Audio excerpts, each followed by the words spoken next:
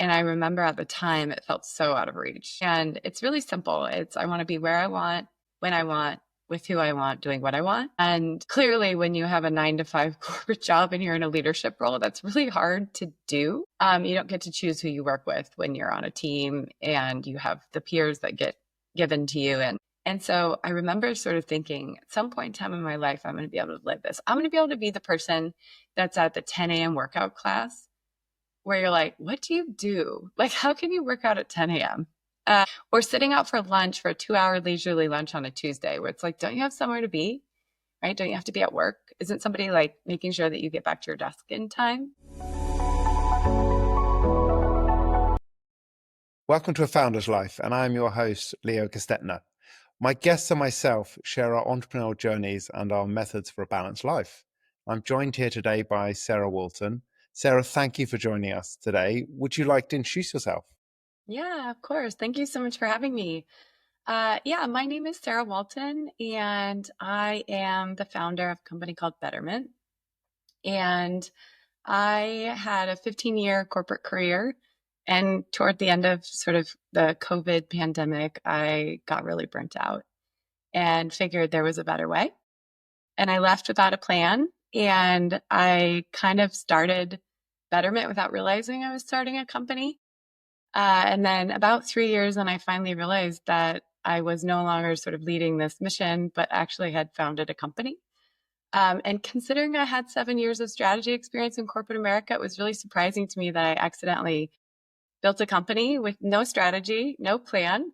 And that's what I do. I live in Portland, Oregon. I have 2 kids, almost 9 and almost 11. And I am somebody who likes to get outdoors. My new favorite hobby is wing foiling. I'm not very good, but it's a whole lot of fun. Wow, tell us about that hobby. Yeah, so it's basically like easier windsurfing. So instead of the wing being connected to the board, it's independent. So it's almost like a little kite you hold, and then you're on a board that has a foil, so you can come out of the water. And I was like, this is crazy. I don't think I could do this. And I sat at the gorge, which is like a world-class destination about an hour and a half from where I live. And I saw all these people getting out of the water. And a lot of them were 50-year-old women. And I was like, oh, I can do this. So it was really motivating. And then I got in the water and I was like, no, I cannot do this. They were making it look so easy. And so I was a little overconfident, but I'm learning. It's a lot of fun. Sounds fun. I've got a few friends who are into e-foiling. I've never Yeah. tried that myself, but yeah. Yeah. It's essentially that, only instead of electronic foil, you have the wind powering you. So it's a lot of fun. You should definitely try it. Cool. So you talk about your kids. You said you got a 9 and 11-year-old. So what does family mean to you? Everything. I was really raised by a single mother, and my upbringing was very much about her always being around. And now I talk to her and she's like, oh, I was often not around because I was a single mother with 3 kids.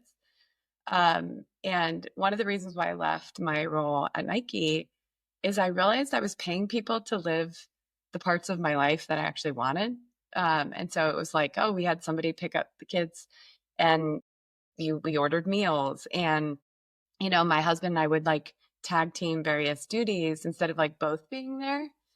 And I remember this moment after I left Nike and I was at a karate practice, and everybody around was on their phone or on their laptop, and no, the parents were actually watching karate. And I was like, I am actually like here in this moment being present. And I don't think I did this very much. And so for me, family is big when I have those moments with my kids or my husband, like being there, like not on the phone, not thinking about what I have to do, not managing the to-do list in my brain, but like actually like watching the soccer practice, or listening to them talk instead of being like, yeah, I gotta, mom's got to do something. And so I think like it's savoring those moments, and being really, really present and really listening, right? Kids say a lot that we don't understand if we don't really pay attention. And so being in those moments, and we're an adventure family, so we have a camper van. So lots of adventuring is kind of how we spend our concentrated 40 square foot time together. It's like the kids are forced to hang out with us when we're in the camper van because there's nowhere else to go. I think, no one really goes towards the end of their life and regrets they spent too much time with their kids. Yeah, and it's quality versus quantity, you know? It's really truly being there when we're together versus feeling like I have to be everywhere with them all the time. That's kind of been a big transition for me. Makes sense. And what does health mean to you? So whether that be mental health, physical health, nutrition, sleep, what does that mean? Yeah, I mean, all of the above. I'm kind of one of those people that I don't really require a lot of sleep. I don't drink caffeine. I don't I'm not waking up tired, but I start my days between 4 and 5. And I don't do it with a cold plunge. And, I'm not one of those sort of founders, but I have never really required a lot of sleep, but I have deep sleep. Um, and for me, one of the things is I have this values card by me because values is something that I think is really important. And health, if you can see, is on there. And for the first time in my life, I've actually put it on my values. And I used to work at Nike. So for over 10 years or almost 11 years, I worked at Nike and I didn't value health, which is kind of crazy because there's like multiple gyms on campus, it's an athletic company, but I was so busy that I didn't focus on any of it. And I probably didn't sleep enough. And I was having easy meals shipped to the house and wasn't cooking. And I wasn't making time for moving my body. And now I kind of start with that. So I organize around activity, making sure that I have a standing desk and I'm moving and I have a park by my house and I always like to go for a walk, even just to think. I'll do a lap around the park to go for a walk, but I work out and I make time for that and I cook versus having people deliver meals. So health is something that right now has become a lot more physical focus for me because mental health for me has always been a priority. My physical health, I was a college volleyball player and then I just stopped doing everything. And it was hard for me to get back into the rhythm because of as a team sport person, it's really different to work out by yourself without a plan, without a trainer, without a team, without expectation, feeling like you're letting your teammates down. But I'm the daughter of a therapist. So my entire childhood was some form of mental health. And my mom and I would read the books together and we would always talk about things. And I've been to many years of therapy. So mental health for me is always something that I felt like I was good at. And the physical health, I've had times where I'm really good at it and times where I'm not very good at it. But I would say right now I'm doing a really good job at balancing both of those, even to the point that, my kids are like, I want to go to the gym with you. And it's something that they recognize that I make time for. Um, and physical health to me like bleeds into mental health and mental health bleeds into physical health. And so I have this pre-tell to if I'm going to be stressed. And if I've gone 2 days, 48 hours without working out, I'm usually going to start to become like a less patient version of myself, maybe a little bit more scattered version of myself. So in that moment, I'll be like, it doesn't matter what I do. I need to go do something because my mind, in order for it to be calmer, needs activity. That's what it means to me. That sounds like you've got a good plan there. And you gave us a taste of your work journey and sort of current job, current role. Can you talk to us a little more about the journey that brought you to where you are today and a little more about how you help people now in your current company? Yeah. Yeah. I was 15 years in corporate America and I was definitely somebody who loved it. I did well. I moved up. I had a lot of really interesting jobs. I think in my 11 years at Nike, I went to 18 countries. I had a really incredible career. And there was this period at the end that just stopped fitting. And I remember this moment where I realized I was in somebody else's dream job, but it was no longer my dream. And I looked above me and around me and I was like, I don't really want any of this. But instead of allowing myself to feel that, I started being like, what's wrong with me? Like, why don't I want these jobs? And I must be doing something wrong, or am I crazy? And at the time I worked with a coach to figure out like how to find the job that which VP role at Nike I wanted. And I met with 23 VPs and I couldn't find one that I even slightly wanted. And the coach asked me, do you even want to be at Nike? And I was like, no, I don't. But thank you for asking this, because it's like everybody I'm talking to is at Nike. All my mentors are at Nike. Like my friends are all at Nike. And I'm like, the idea of leaving like hadn't really even crossed my mind until somebody explicitly was like, well, do you want to be here? And I was like, thank you for asking, because no. And that moment was so clarifying for me, because I realized for the first time, I was like, wow, I actually want something else. I just don't know what the something else is. And I could either build it while I'm doing this other thing, or I could leave, give myself some space and figure out what that is. And that's what I ultimately decided to do. And I didn't leave with a plan. And I think when somebody like me leaves a company that it's going well and I'm doing well, I think people thought I was dying. So people were reaching out to me being like, is everything okay? Like, why are you leaving? They wanted drama, or they wanted a story, or they wanted something that made sense to them. Like, why would you leave this dream company and this dream job? And I didn't have a story. It was just like, well, I just decided this isn't what I want. And I didn't have a plan. I didn't leave with some idea of what I was going to do. And I was like, I'm going to take 3 months off, because I was quite burnt out.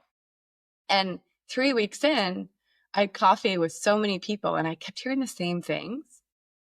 And I started this Word doc and I titled it The Betterment Project. And I just started typing about, it was a bit of a manifesto about how, why is everybody that I know in this privileged place, in this privileged population of people, why is everybody miserable? And why are we so busy that with my best friends, I'm scheduling months out? And why is it that when we get together and we finally have this time to connect, all we talk about is how bad our bosses are? And if we're all so miserable, why aren't we leaving? Right? Why aren't we doing something about it? And so I just kept writing and writing. And I was like, this feels like a solvable problem. And I don't know what that looks like, but I feel like malaria and world peace are kind of out of my abilities. But I'm like, I got this. Like, I feel like I can make these people happy. And I don't know what it looks like, or I don't know how I'm going to do it. And so there was a number of people that said, you've been such a helpful mentor to me at Nike. Can I pay you to keep mentoring me? And I was like, of course not. And then I went back to them and I said, I'll mentor you for free. But if you want me to help make you happy, sign up with me for 3 months. And I don't know what it looks like. I have no idea what we're going to do. But at the end of it, if you're happier, you pay me. And if not, you don't. And they all agreed. So I had 3 people. And I figured out the things in my career that had worked with coaching people and finding agency. And I read probably 50 books. And I realized that there was all these commonalities between the happiest people that I knew were the people who felt powerful, and not an abuse of power, but a taking of power. And they felt they had choices and agency and ownership over something. And I was like, well, people, even if they work for somebody else, can still have these feelings.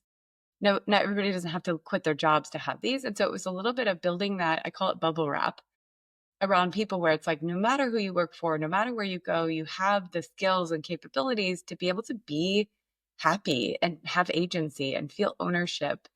And those 3 people all at the end were like, this was amazing and life-changing, and here's the money. And then it was like one of their husbands, one of their business partners, one of their, like, and then the whole thing grew from there. And like I said at the beginning, I didn't know I was building a company because it was still the Betterment Project. You know, it was still this mission where it's like, this is a project. Before I get another adult job, I'm just doing this project. And then it was like, I was all of a sudden full of clients. And then I was like, well, I really need somebody else to come in and help me, and brought on a business partner who is, you know, the brain that I don't have. And then we kept growing. And then we brought on Jan, that's sort of another co-founder who has brought this mental health injection into what we do and really understands why the things we do work. And then we added, you know, so we just have kind of added. And then all of a sudden it was like, wow, we actually like have all these people, and we have a tool, and we have systems, and we have over 100 toolkit. And then at that point in time, it was like, oh, I guess we have a company. So I haven't gone and gotten an adult job at this time. And this is what I do full time. And it has been amazing. And we brought on a new woman, Tracy, and she and I were talking yesterday, and she said, it is really amazing to see the impact that we can have on people's lives and how gratifying that is relative to the work that we did prior. And I was like, it's when I hear other people realize that I'm like, yeah, that's why I'm so fulfilled every day, because it really does matter. So yeah, that's a little bit more about my story. Wow, I think it seems like you're really living your purpose through that. Yeah. Yeah, and it is, this was always my favorite part of my leadership jobs. I I always built teams through passion, energy, conviction, and care for those people. And I said, people are like, how can you feel really fulfilled by working in corporate America? And I was like, because I have big budgets of money that I can throw around to investing in the things that matter. And I can have lots of people that work for me that don't hate their job. Right. So if we can make it a awesome place to work, then people get to go home at the end of the day and be at the dinner table feeling really gratified about the work that they do and feeling like they have a genuine support system instead of being just another person who hates their job and hates their boss. Love that. And so apart from foiling, what else do you like to do for fun? Oh gosh. I feel like I'm a big community person. And so it seems like lately my biggest hobby is boards. So whether it's foil boards or sitting on boards. So I joined the kids' school board, and that has been the adventure of my lifetime. And it feels like my greatest hobby right now. But it's been awesome to take the skills that I've learned in the spaces like corporate America or building a business and being able to help nonprofits. I sit on a city government board, which has been awesome. I also have somehow gone through my entire life without learning how to cook. And so I'm starting to learn how to cook at the ripe age of 40. I don't think I'm going to be a gourmet chef. I really want to be known for being somebody who can take random things in the fridge and put them together in a way that is interesting and appetizing. And so my kids have really started to take to cooking. So we've kind of made it, we like meal plan as a family. And then we're sort of trying to cook a little bit. My son's actually at cooking camp this week, which I checked the age limit. I wanted to join him for cooking camp, but unfortunately you have to be 13 or under.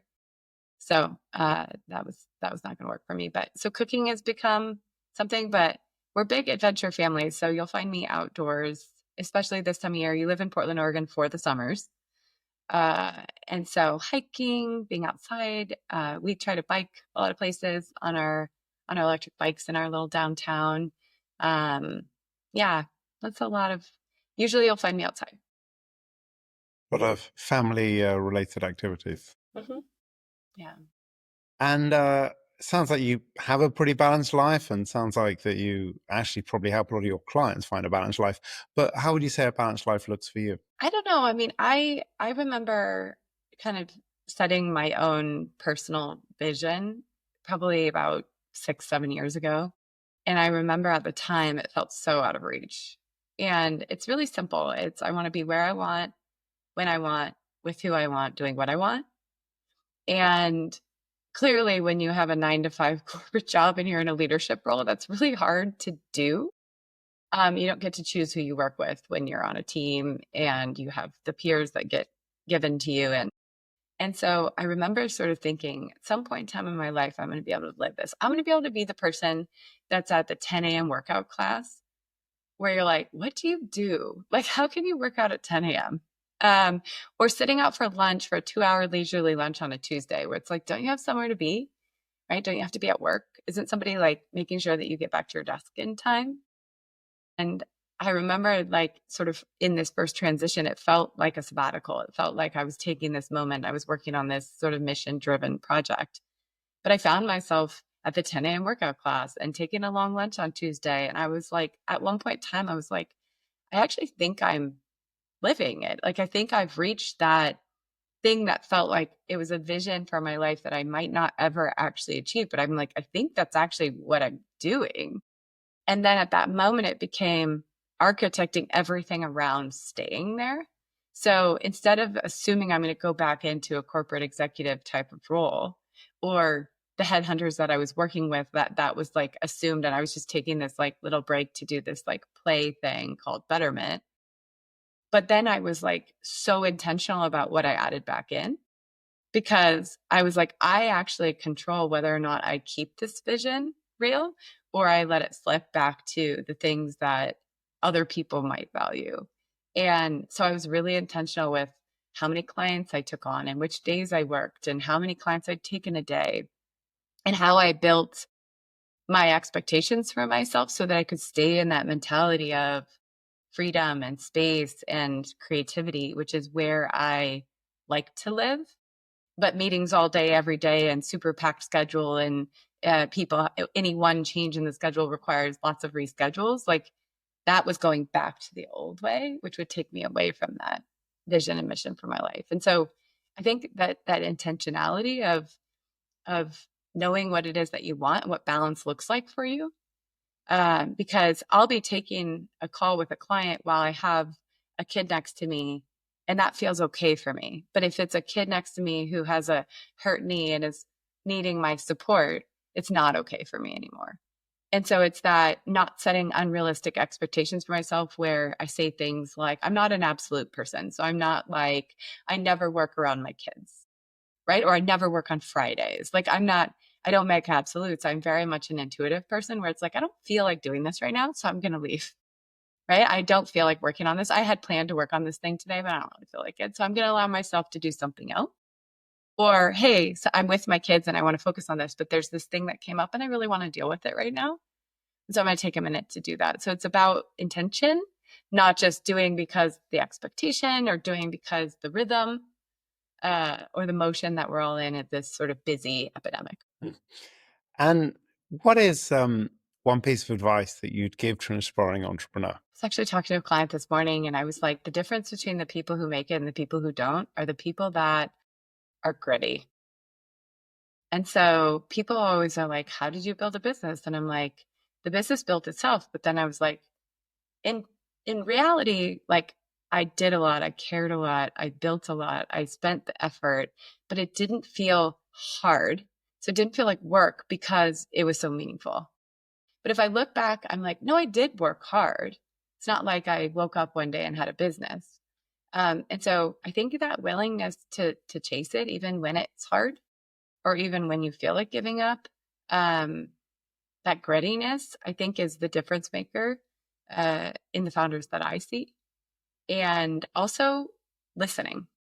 So I see people who are building companies who are gritty and they go, but then they're not taking in the pieces of information that are coming to them. And so listen, because listen to the market, listen to the people around you, but also have conviction and don't give up.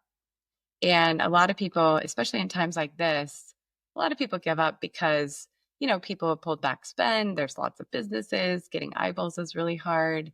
But start somewhere. Don't feel like you need to replace your day job overnight. But have conviction. Don't give up. Be gritty. And also listen when something's not working. Be willing to change. Oh, great advice. Thank you. And how can people find you? At betterment.co. So it's betterment, MEANT, .co. I'm on LinkedIn. Sarah Walton Coach, I believe, is how you find it. And we also have a little bit of Instagram that we're starting at betterment.co. Yeah. Well, thank you, Sarah. And thank you for listening to today's episode. If you enjoyed the conversation, don't forget to subscribe to the channel, tell your friends, and leave a review.